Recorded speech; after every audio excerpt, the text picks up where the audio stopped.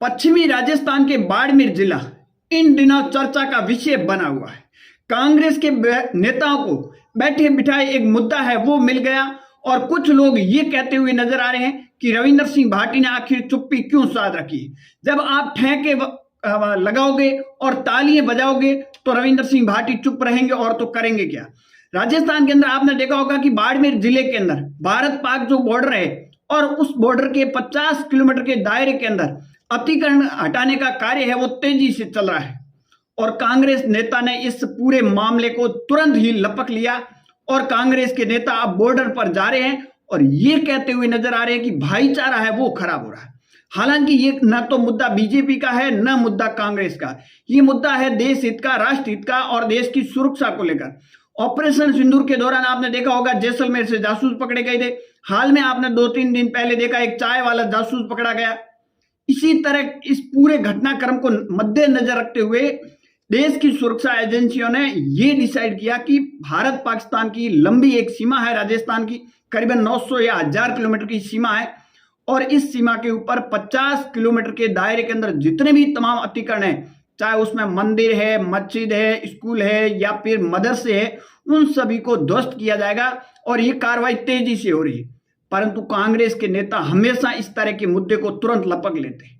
और दूसरी ओर आपने देखा होगा कि कांग्रेस के नेता हरीश चौधरी हो या फिर सांसद उमेदवार बेनीवाल मीडिया पर ही उन्होंने ब्रीफिंग की और उसके बाद में भारत पाक बॉर्डर भी पर वहां गए और जिस तरह वहां कार्रवाई की जा रही है, हालांकि ये मैंने पहले कहा नहीं, मुद्दा ना तो बीजेपी का था नहीं ही कांग्रेस का था, परंतु कांग्रेस के नेता ने तुरंत लपक लिया। और साथ में आपने देखा होगा कुछ लोग ये कहते हुए नजर आ रहे हैं कि ज्यादा कार्रवाई शिव विधानसभा के अंदर हो रही है तो शिव के जो निर्दलीय विधायक है वो रविंदर सिंह भाटी आखिर चुप्पी क्यों साध रखी। तो आपको थोड़ा बैक जाना होगा। 2024 के लोकसभा चुनाव के दौरान सेडुआ के अंदर एक कांग्रेस की रैली हुई थी, एक कार्यक्रम, एक सभा हुआ था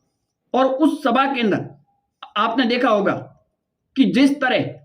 कांग्रेस के एक नेता आए थे जिनका नाम था इमरान घड़ी, ऐसा कुछ नाम था, और उन्होंने एक बयान दिया था कि रील वालों से आप दूर रहना, रील वाले आपके काम आने वाले नहीं। तो फिर अब रील वाले क्यों आएंगे और रील वाले काम उस टाइम आपने कह दिया और उसके बाद में आपने ठाके लगाए, उसके बाद में तमाम आपने घटनाक्रम देखा और अब आप कह रहे हो कि रील वाला आखिर क्यों नहीं आ रहा है। तो ये कहीं ना कहीं जिस तरह पश्चिमी राजस्थान के अंदर जो घटनाक्रम चल रहा है इन दिनों, बाड़मेर की खासकर बात की जाए तो बाड़मेर के अंदर जिस तरह ये पूरा का पूरा घटनाक्रम हो रहा है और साथ में अगर बात की जाए जिस तरह अतिक्रमण है हटाया जा रहा है, ये